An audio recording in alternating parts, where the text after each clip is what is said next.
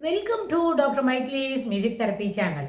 இன்றைய பதிவிலையும் tips to empower your children என்ற தலைப்பில் சில செய்திகளை நம்ம பகிர்ந்துக்கலாம். சென்ற பதிவில் பார்த்தோம், மெச்சூர்டு பிஹேவியரை எக்ஸ்பிரஸ் பண்ணணும், எம்பவரிங் அவர் சைல்டு அப்படின்றது எல்லா பெர்ஸ்பெக்டிவ்லையும் பிள்ளைங்களுக்கு எல்லா சரியான செய்திகளையும் சொல்லிக் கொடுக்கணும் அப்படின்னு பார்த்தோம்.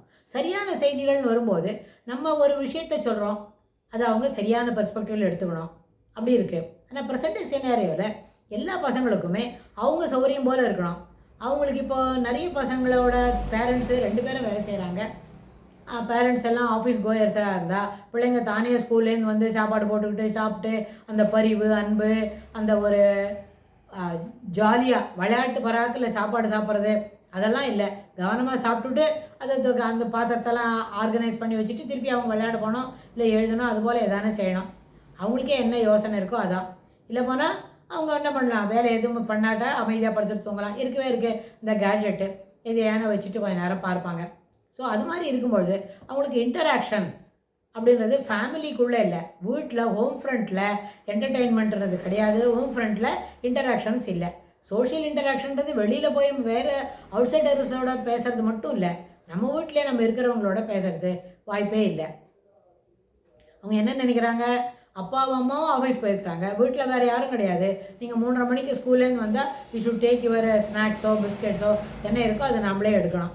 அது அதிகமாக சாப்பிட்றோமா, சரியான அளவில் சாப்பிட்றோமா, இப்போ இவ்வளோ பசியில் இதெல்லாம் சாப்பிட்றது சரிதானா, அதெல்லாம் அவங்களுக்கு யோசிக்கிறதுக்கு சமயம் இல்லை.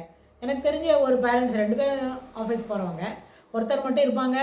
அவங்க வந்து பார்த்துக்கிறதுக்கு முடியலையான்னு சொன்னால் அந்த குழந்தைக்கு கொஞ்சமான அளவில் சுகவீனம், அது என்ன பண்ணலாம், சம்படி ஷுட் டேக் கேர். கொஞ்சம் எமோஷ்னலாக இருக்கும், அந்த மாதிரி நேரத்தில் குழந்தைக்கு ஒரு கம்ஃபர்ட் கொடுத்து வீட்டில் இருக்கணும்னு சொன்னால் அந்த அம்மாவால் இருந்து பார்த்துக்க முடியாது. ஸோ அவங்க என்ன பண்ணுவாங்கன்னு கேட்டால், ஏதாவது ஒரு குரோசின், ஒரு சாதாரண ஜுரம் வரத்துக்கு முன்னாடி ஜுரம்னு சொல்லி மருந்து கொடுத்து அதை ஸ்கூலுக்கு அனுப்பிடலாமா அப்படின்னு அவங்க நினைப்பாங்க.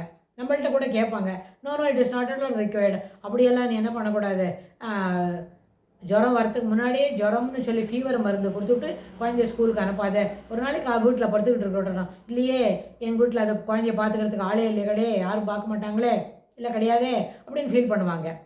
ஸோ கடைசியில் நம்ம சரியானதை சொல்லி கொடுத்தா கூட அவங்களால அதை எடுக்க முடியாது. என்ன பண்ணுவாங்க, அந்த குழந்தைக்கு ஒரு டோஸ் அது போல் சாதாரண மருந்தை கொடுத்துட்டு கொண்டு போய் ஸ்கூலில் விட்டுடுவாங்க. அது ஸ்கூலில் டயர்டாக இருக்குன்னு லாஸ்ட் பெஞ்சில் படுத்துக்குமானுமோ அது டீச்சரை தான் நம்ம போய் கேட்கணும். எதுக்குன்னு சொன்னால் இது போல் adequate care, there is a requirement to be attended emotionally. அப்படின்னா அந்த நேரத்தில் பிள்ளைங்களுக்கு எமோஷ்னல் சப்போர்ட் கொடுக்கத்தான் வேணும். நம்மளுக்கு சுகவீனமாக இருக்குன்னு சொன்னால் கவலைப்படாத, தைரியமாக இரு அப்படின்னு நம்ம ஒருத்தர் சொல்லணும்னு சொன்னால் it is a basic thing, it is a mandatory for the human being.